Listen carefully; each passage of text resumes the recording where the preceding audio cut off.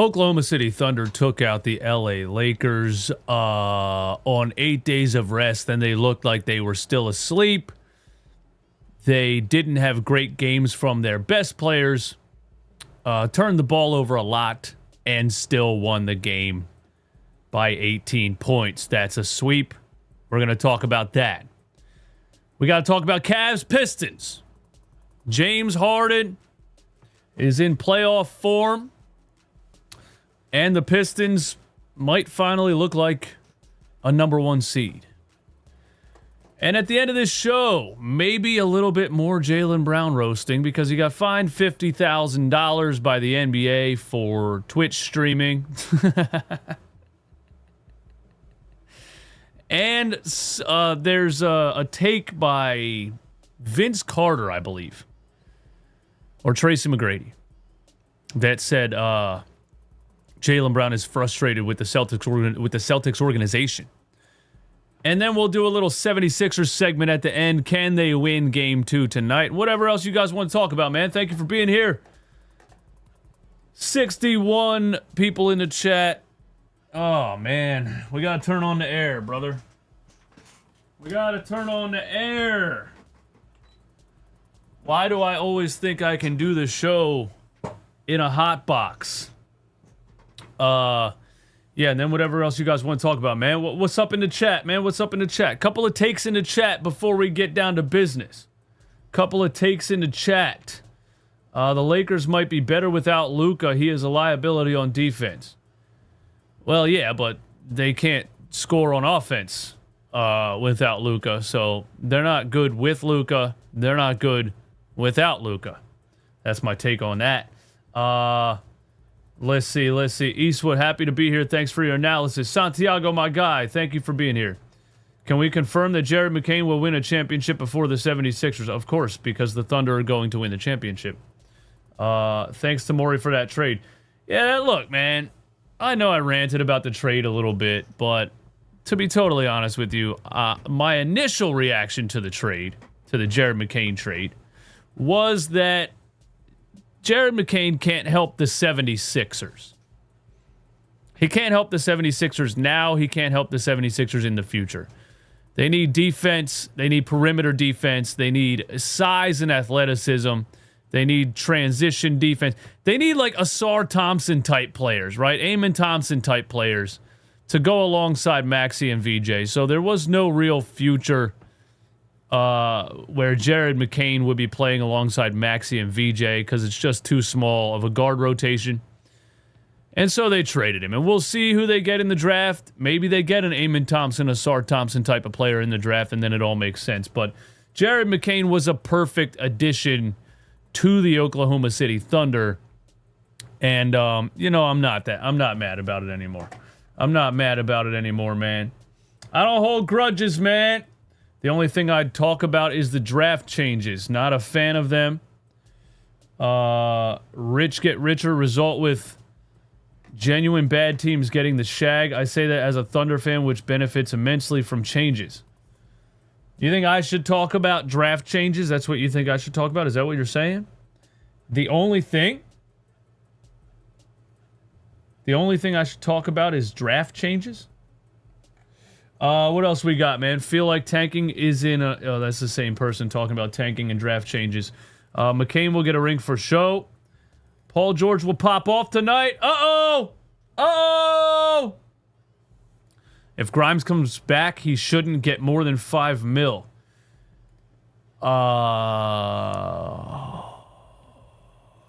I don't think Quentin Grimes has a whole lot of value around the league.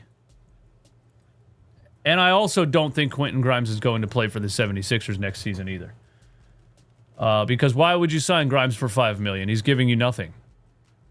There's no reason for this. Like, he's giving you nothing, you know? So why would the Sixers be like, hey, Quentin Grimes, we'll take you back and give you $5 million to give us nothing? Yeah, let's do... No, that's not happening. Speak your mind, too. The Lakers need to trade Austin Reeves. He's not worth no damn max contract. The most he should get is $15 million. He's too much a liability on both sides of the floor. It's all about roster construction, man. It's all about roster construction. The Lakers have a terrible roster construction. I have a clip on Instagram or TikTok or somewhere that went a little bit viral earlier in the season or at the trade deadline when they traded for Luke Kennard. And I was like, what? They got so many white guys. What are they doing? You can't, like, and it's not racist. Alex Caruso is a great defender. I think Cooper Flagg will be a great defender. There is outliers. But for the most part, my white brethren don't normally have the athleticism to defend most players in the NBA. So you do what the Detroit Pistons do. You get one white guy, right? One white guy that can shoot the rock. Duncan Robinson. We're going to talk about that game a little bit. You don't get 5 of them.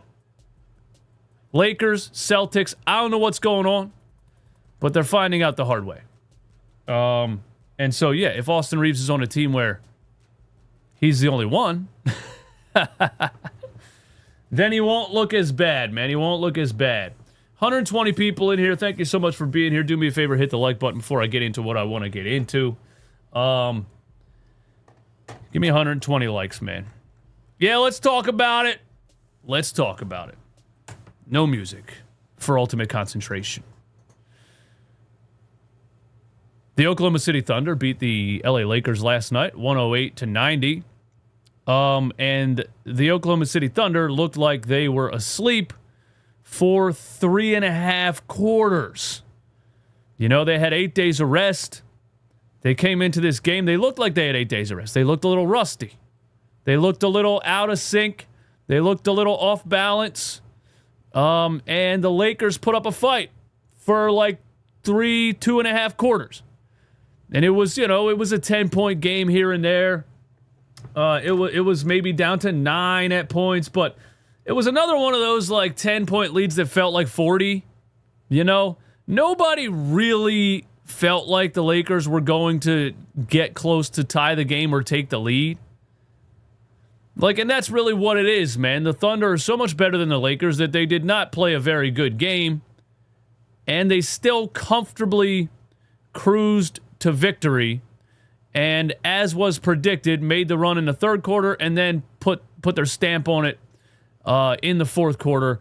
And I actually expect all of these games to get much, much worse for the Los Angeles Lakers. The fact that the Thunder did not play very well and you lost by 18 points, it is what it is. You know what I mean? I want to shout out LeBron James. I'm going to shout out LeBron James every single time I talk about this series. He's a man on a mission. He's 41 years old. We have to continue to commend what LeBron James is doing. But he doesn't have a good team.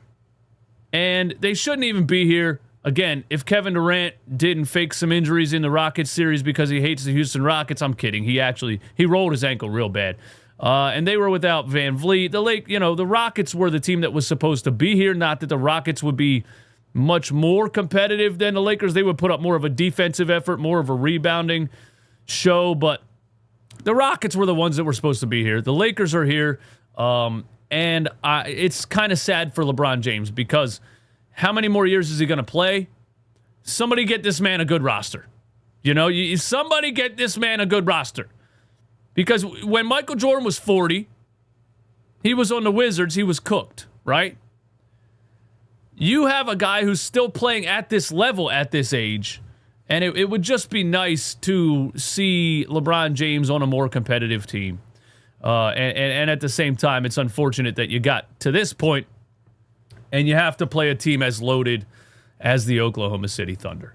Now, SGA last night wasn't great. He wasn't great for 3 quarters, or he was okay for 3 quarters. I meant the opposite. He was decent for 3 quarters. He wasn't himself. He wasn't dominating the game, but he was decent for 3 quarters, and he couldn't buy a bucket in the fourth quarter. And here's the thing. SGA wasn't getting those calls that everybody complains about SGA getting all the time. And I have a couple of them because they put them on Brick Center, and I want to go through it because our friends over at Brick Center, they always do the SGA slander. But what I saw in the game was SGA wasn't getting those calls in this game. I actually thought, and I don't want to go here, but I actually thought the NBA was trying their best to keep the Lakers at least competitive in this game. The first half, a lot of touch fouls on the Lakers side of things, whole lot of contact allowed on the other side and not called. If you really watch the games, you would know this. I know everybody wants to do that. The Thunder are only here because the referees love them and the NBA has an agenda and they want the Thunder in the finals and all this stuff. But if you really watch the game, a lot of contact on the Thunder side of things, especially with SGA in the first half, and he wasn't getting the calls. So throw that in there. You know what I mean? The Thunder didn't play their best game. SGA wasn't getting any foul calls in the first half. Lakers were getting every call in the book in the first half, and they still lost by 18 points. You know what I'm saying? Let's go to the Brick Center. Let's go to the Brick Center post because I just want to go through them. Real quick. Brick Center posted SGA flopping on every play. Let's talk about it, okay? Let's talk about it. They said SGA flopping on every play. All right, now here's SGA with Austin Reeves in the corner. Little sweep through move, okay? That's a foul. Was not called. It's tough. I know, I'm not mad at it either because I hate the sweep through move, and I hope he stops doing it. And I hope Joel Embiid stops doing it. I hope everybody stops doing it. I can't stand it. I hate it. But at the same time, it's a foul. No call there, okay? Let's see what else Brick Center has for us on SGA, all right? Here's SGA on Luke Kennard. Let's see. A little step back, fouled on the elbow, okay? Yeah, that's a foul. I don't even know how that's a flop. I mean, he steps back, he shoots the ball, he gets hit on the elbow. Is the exaggeration that people don't like? But again, he's good at selling calls. But I think every time we look at it, you can't say it wasn't a foul. He does exaggerate. He does sell the call. But as Jaylen Brown and Donovan Mitchell said last night, if you fight through contact, they're not going to call a foul. So you might as well sell it to get the call. I mean, they're only reacting to how the officials call the game. You know? Here's another drive by SGA. Let's see. All right, bro. I want to give you the benefit of the doubt here. I want to say you just lost your balance. That's not a foul. And he leans in and tries to draw contact. And I got no words for that one. I got no words for that one. Let's see what else they got for us. That's a foul. That's a foul, and that was not called. You see what I'm saying? You see what I'm saying? I'm giving you the evidence here. They were making the calls on the side for the Lakers. Look at this. This is a blocking foul. I don't know how that wasn't called. That's what they were doing to the Thunder in the first half to try to keep this game competitive, and they still won by 18 points. What else we got? Drive. I mean, that's a foul, but he sold that one pretty hard. But I mean, dude, Jackson Hayes he slides from one side of the paint to the other and throws a karate kick. I mean, I don't think that's a flop either. There was one flop in there. So I just wanted to make the point. SGA wasn't getting the calls. The Thunder did not play a good game, and they still won by 18 points. I want to say this, too. I said yesterday, I think the Thunder can beat this Lakers team with their bench, and that's actually exactly what happened. If you watch the game, the Oklahoma City Thunder had 34 bench points. There was a run in the second quarter with A.J. Mitchell and Cason Wallace and the Thunder bench that made a run on the Lakers. And then there was a run in the fourth quarter. It's just funny. Like, the Thunder bench are the ones who put the Lakers away. Alex Caruso put them away with defense to offense. Again, A.J. Mitchell had 18 points. Jared McCain in the fourth quarter. How many threes did he hit in the fourth quarter? Jared McCain, I believe, had 3 threes in the fourth quarter. He might have had 4, but Jared McCain had 12 points. I think all of his points were actually in the fourth quarter. Let's see, Jared McCain. Jared McCain had 12 points. Were they all in the fourth? Yes. No, 9 points. He hit a 3 in the second quarter. I forgot about. Jared McCain puts away the LA Lakers. 9 points in the fourth quarter, 3 threes. I remember 2 of them were back-to-back threes. It might have been 3. He might have ripped off 9 straight points for the Thunder. I don't remember exactly, but it's just funny that I said I think the Thunder can beat this team with their bench, and they literally did that. Now, the next thing we got to talk about is a little bit of Austin Reeves, because Austin Reeves was horrendous. And at the beginning of this stream, somebody left a comment about Austin Reeves and the Lakers should trade him. Austin Reeves was atrocious. He had 8 points, 5 rebounds, 6 assists. He shot 18% from the field. He was 3 for 16 for a -10. And this is what you get with guys like Austin Reeves against a good defense. This is what you get. The Thunder are so good at defending without fouling. And Austin Reeves is a guy that draws a lot of foul calls. Austin Reeves is a guy that's good at selling foul calls. He wasn't getting any of that in this game. He only shot 2 free throws. The Thunder are just too good at staying in front of you and brick-walling you. And Austin Reeves is a guy that's not going. He's not going to be able to score against the Oklahoma City Thunder. Luke Kennard is not going to be able to score against the Oklahoma City Thunder. Jake LaRavia is not going to be able to score against the Oklahoma City Thunder. And I don't even really know what Jake LaRavia does. He's just out there getting cardio. I mean, the team is not good. LeBron James, his running mates are Marcus Smart, Roy Hachimura, DeAndre Ayton. It's a wrap. It's a wrap. Jared Vanderbilt broke his finger on the backboard. I was going to show that video on here, but then I watched it and I was like, you know what? I'm not going to do that. I don't want to show that video. That was disgusting. Jared Vanderbilt broke his pinky finger on the side of the backboard, and that shit went pow sideways. It was gross. And yeah, the last thing I'm going to say about this is I expect these games to be more and more blowouts as this series goes on. This was not a good game by the Oklahoma City Thunder. The Lakers gave it everything they had and still lost the game by 18 points. OKC has way too many good players. They just do. That's the bottom line. That's all we got to say about it. They have way too many good players. They have too many guys that can take the ball and go score. I mean, bro, they got 9 of them, it feels like. You know, when your bench is in there and you got A.J. Mitchell and Cason Wallace and Jared McCain and Isaiah Joe, like, they got so many good players. It's not fair to most teams in the NBA. It's definitely not. You know, it's not going to be competitive. And this was an 18-point victory for OKC.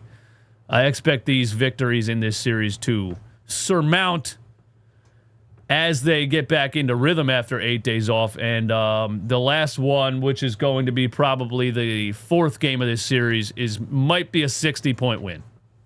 It might be. Or OKC might just take game 4 off. They might just play literally their bench in game 4 and close out the LA Lakers. That's how I feel about it. That's how I feel about it. Austin Reeves is on fraud watch. Nah, he's not on fraud watch because I didn't expect him to be able to score against OKC anyway. Fraud watch is when somebody's expected to do something and they choke. That's not Austin Reeves. Nah. I watched your live game video and loved the Austin shot by a bullet comment. Oh yeah, he got a little forearm to the chest, man. He acted like he got shot by an arrow from the rafters. He acted like there was a medieval spy up there with a bow and arrow. Yeah, that was a ridiculous acting job. Say all you want. The feeling of elevation having won last year sticks with me. Been following the squad since SGA first landed, and the payoff has been worth it. Okay, I forgot you were on Twitch for Game 1. Yes, I was on Twitch for Game 1. You should have been in there, man. You should have been in there. Raptors 1990. Why don't other teams find 9 players who are good at scoring? Are they stupid? Well, it's not the easiest thing in the world to do. Other teams try their best to find this many players that are good at scoring. Other teams are not as good at roster building as Sam Presti. Are they stupid? I mean, in that context, yeah, kind of. You know? What else we got, man? OKC has a lot of good players, but they also have really good player development. They take good players and make them great. Facts. Absolute facts. We need to give some flowers to Nick Nurse because of his brother. I don't know what that means.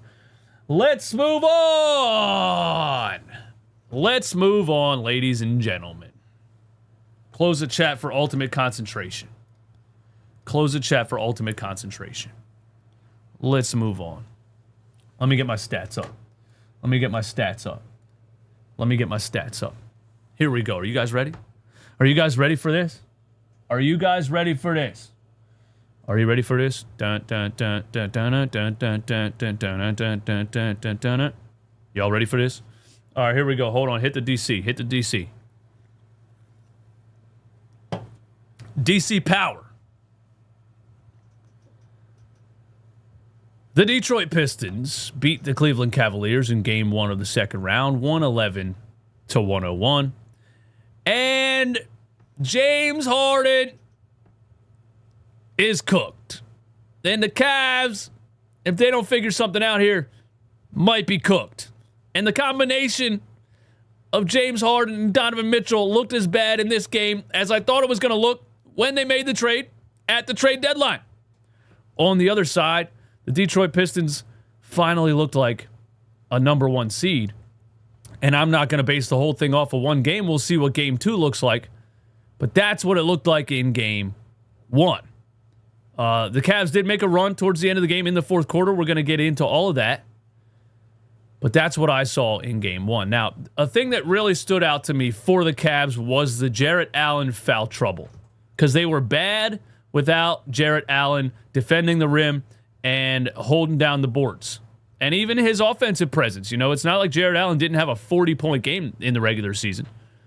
So they missed Jarrett Allen because of the foul trouble. He had 3 fouls in the first quarter. The first couple of foul trouble affected them a lot. Evan Mobley was not good. But Evan Mobley really feeds off of the center presence of Jarrett Allen at the same time, you know. So we gotta go there. And Jarrett Allen and Jaylen Tyson were the only positives in the plus-minus department for the Cleveland Cavaliers in this game. So that tells you something, and I don't think there was enough Jaylen Tyson. You know, they got to find a way to get Jaylen Tyson involved too. I think the Cavs do. I think Jaylen Tyson had some big regular season moments. And I think he, you know, I know he's a rookie or a second-year player, but I think Jaylen Tyson, I thought, at least in the regular season, Jaylen Tyson was giving the Cavs a different look, another guy that can put the ball on the floor that can be versatile and give you another like dynamic scoring option. They got nothing from Jaylen Tyson, but they did win his minutes. He was a +9. Sam Merrill was a goose egg in 7 minutes. They're going to need that little white guy to hit some threes. You know what I'm saying? But I thought the Cavs were really affected by Jarrett Allen foul trouble, and James Harden was horrible. James Harden was horrendous in this game, and it's looking like what I said. It's looking like James Harden, he can't do it anymore. He's washed. He's not getting the calls anymore. He lost athleticism. He's really just out there in slow motion flopping around. And I think they take the ball out of Donovan Mitchell's hands too much, and they run way too much of this James Harden pound the air out of the ball, dribble the ball for 24 seconds, BS offense that didn't work way back in Houston when he had the athleticism and he was getting those calls that didn't win anything. I just can't believe you got 36-year-old James Harden and you're still running that same James Harden system, and it's just not going to work. Now, I know what the stands are going to say. I do know what the stands are going to say. They're going to say, bro, James Harden had 9 points in the fourth quarter, and he was the only reason they were in the game. The same way the stands say James Harden had a 40-point game for the 76ers in the Boston Celtics series, and he's the only reason it wasn't a sweep. Oh, that's a perfect example, because in that Boston Celtics series when Harden played for the Sixers, he did have a 40-point game, and the other 4 games, he was the worst player on the floor, and he was a -89 in that series. James Harden in the playoffs against a physical defense cannot give you anything. You might be better without him. Even back when he was still good. Now he's washed and he's James Harden and you're playing a physical defense. It's a terrible combination. It's not going to work. And the 9 points that he had in the fourth quarter, the funny thing is, they were from flop. 5 of them were for flops. 5 of them were from flops. I don't know why that was a tongue twister. 5 of his 9 points in the fourth quarter were from flopping. So he got a couple calls, and let me show you. Let me show you right here, man. Let me show you this one. Let me show you this one. Hold on, let me get it up here. Let me show you this one. Because this was a 3-point play that tied the game. And this is a horrendous call. This was a three-point play that tied the game. 93-90. Cavs make a little bit of a run. This is with Donovan Mitchell on the bench. And again, I want to give James Harden credit. He did score 9 points in the fourth quarter. They did make the fourth quarter run with him on the floor, but they were so bad in the first three quarters because of him, it doesn't equal out. And here you go. Look at this. A tie game, 93-90. He gets this call to tie the game. Come on, my good people. Come on, my good people. What happened to the beautiful game of basketball that I used to love? Ausar Thompson defends the shot, gets his hand down, no contact with the left arm or the right arm, and Harden bends his body in half and throws himself on the floor. And they get 3 free throws out of that, and they get they tie the game because of that. And I think that is terrible. I think it's a terrible call. And 5 of those 9 points that James Harden had in the fourth were from flopping. And then he also got cooked in ISO by Tobias Harris in the fourth quarter, which just adds to my my excitement here. You know, after that, it was tied 93-93. The Pistons went on a run there, went up 103-96 after that. James Harden flop, and then watch this defense. Watch this. And this is Tobias Harris. This is a guy that was never good at ISO ball, even when he was in his prime. Look at this.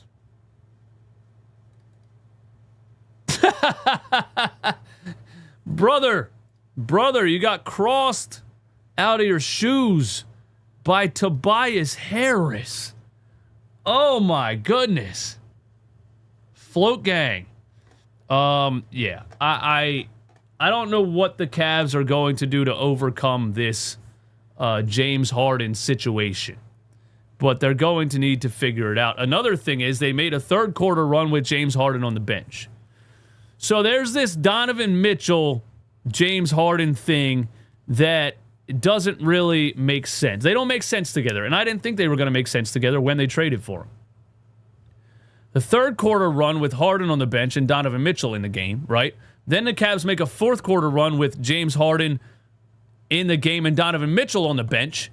And then the second half of the fourth quarter, when they bring Donovan Mitchell back and they're sharing the floor, they lose the game. You need a point guard, like a defensive facilitating point guard next to Donovan Mitchell, not a 36-year-old washed shot chucker. All right?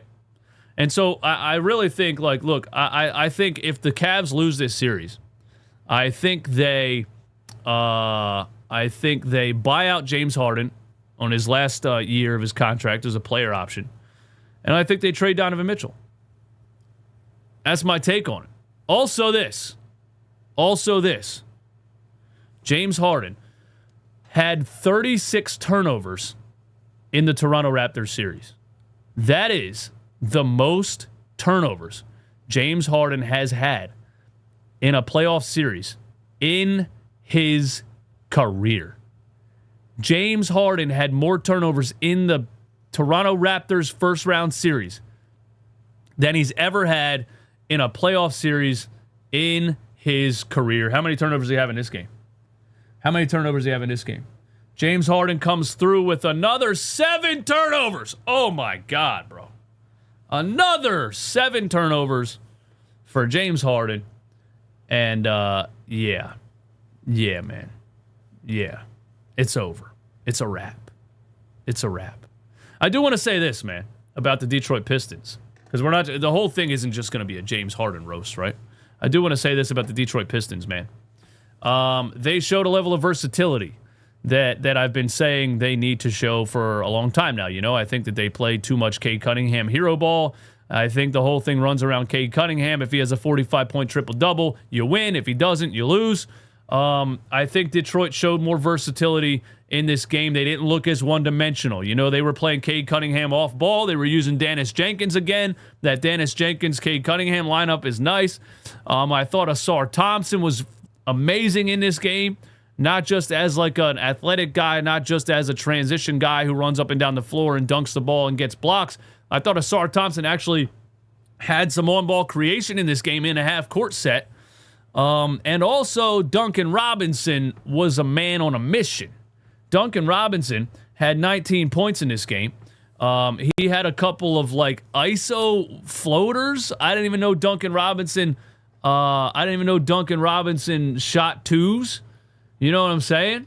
And he had this floater right here on James Harden, where he got in his face, and Harden did not like it, and he threw him a little shove. And here it is, man. Look at this. Look at this play by Duncan Robinson. The jab and drive. The jab and drive by Duncan Robinson. Float gang. Screams and chest bumps James Harden. And James just pushes him, man. I don't know what Duncan Robinson was on in this game, but he gave the Pistons an added, level of scoring that they desperately need. I don't know if he can continue this throughout the series. I've been saying for a long time, you're not going to win when Tobias Harris is your second player. You're not going to win when Duncan Robinson is your second player.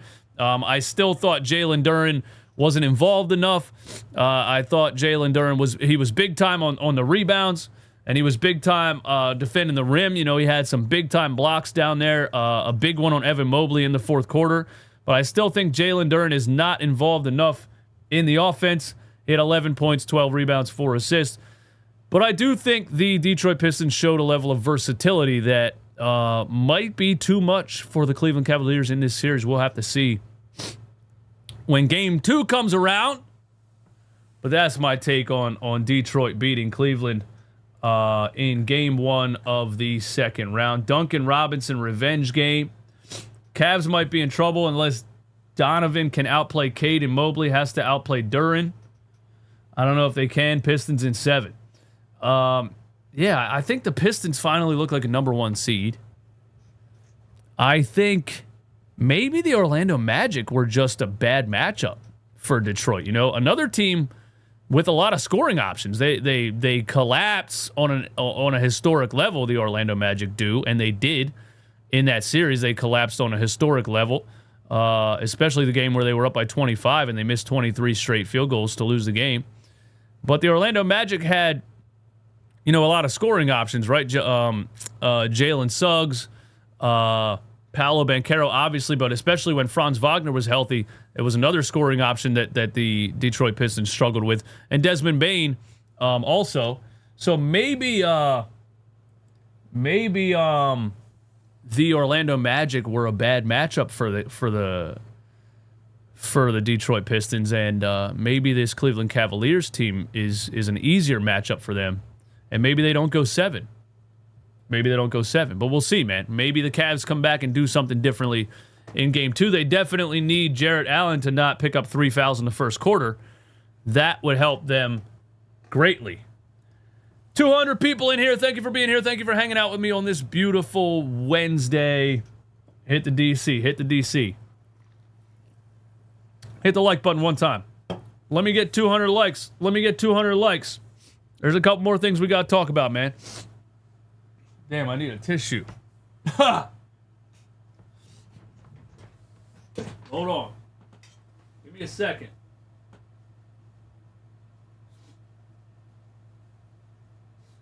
Allergy gang, man. Allergy gang. We're in the building. By the way, we are watching Sixers Knicks Game 2 live on Twitch tonight. Twitch.tv/RunItBackPhilly. Join us there. There's a couple more things we got to talk about, man. Jaylen Brown was fined $50,000 for what he said on Twitch.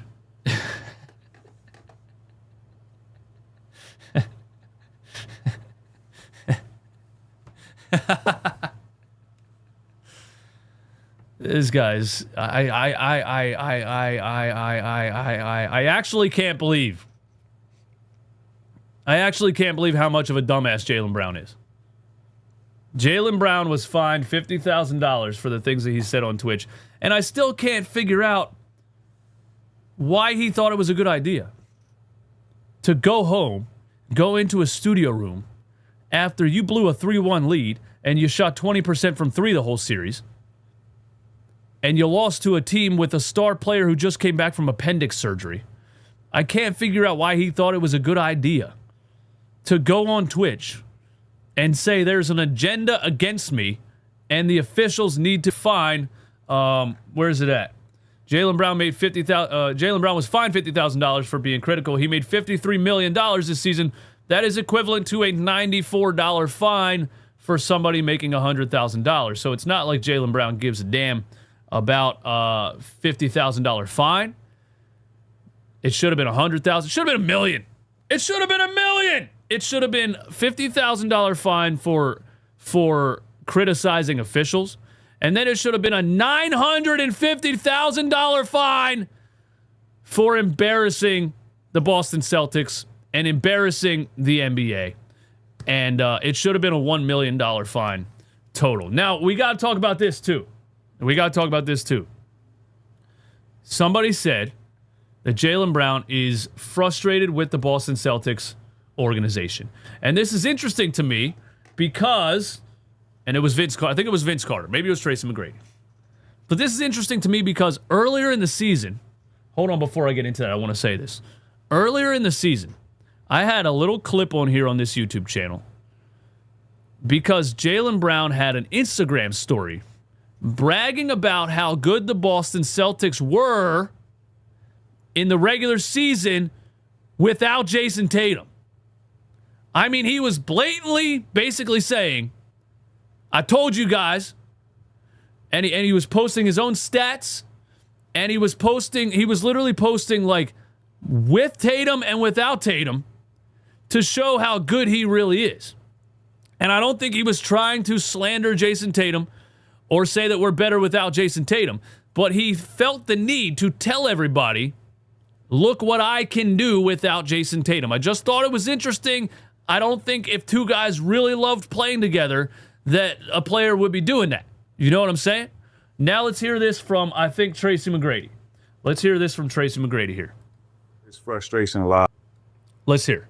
His frustration lies deeply within the organization and other things that, of course, we don't really have details to.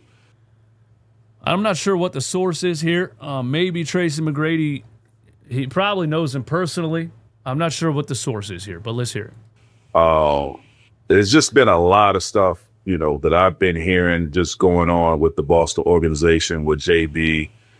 So I think part of him is like, I showed you guys more of who I am as a basketball player, not only just, what I did on the basketball court, but the leadership that I displayed within, this team. And you've seen that, not having our, best player in JT. You've seen a different side of me and what I'm able to bring to the game of basketball. So all that stuff, I think just came into play with him and his frustration. However, I don't think that's what it is, man. I don't think that's what it is. I don't think Jaylen Brown thinks Jason Tatum is the best player. That's what I think.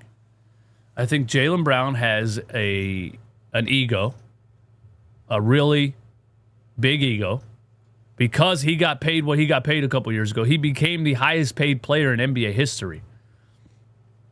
I think he has a delusional level of self-righteousness at this point. I think he thinks he is the guy. I think he wants his own team. I think he wants to be the number one guy.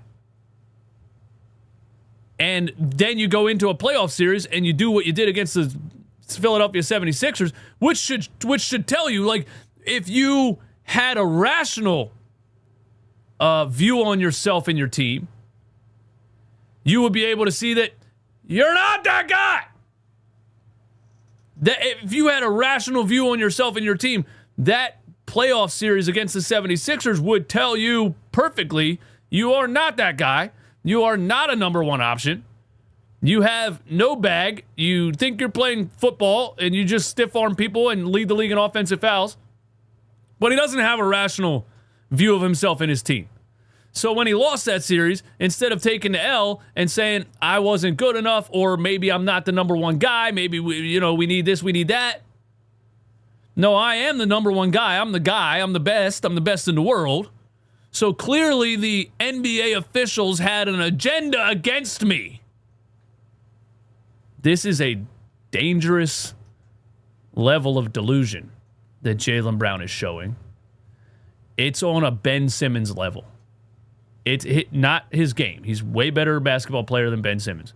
But his self-righteousness and his deflecting game and his blame game and his, these are narcissistic qualities, man. It's not me. It was everybody else. It wasn't me. It was everybody else. And if I can't even find out what it was, I'll just say the officials had an agenda against me and they need to be investigated. If I'm the Boston Celtics, I'm trading Jaylen Brown immediately. And I'm reconstructing this roster for next season around a healthy Jason Tatum. That's what I'm doing. But hey, what do I know, man? What do I know? Jaylen Brown was locking Luka in the finals, not Tatum. He's a good defender. He's a great defender. That's exactly why I said he's not a number one option. Your number one guy is not your defender. Your number one guy is your guy in crunch time who can give you a bucket, and he can't do it. You know what I'm saying? I have a feeling Jaylen Brown is a Laker next season. I get complaining after the game, but going home and setting up a Twitch stream is insane. Well, it's the dudes that he was with, bro. It's his friends, man. It's his friend. Let me see if I can find this picture of Jaylen Brown with his friends on Twitch, man. Hold on, let me see. Let me see if I can find this photo, man. Jaylen Brown, Twitch. Let me see if I can find this photo. Oh, yeah, here it is. Look at these dudes, bro.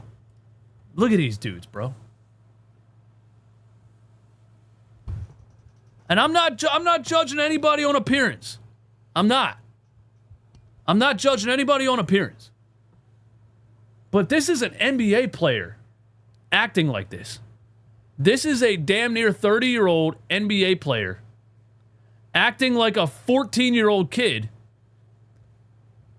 with his friends on Twitch.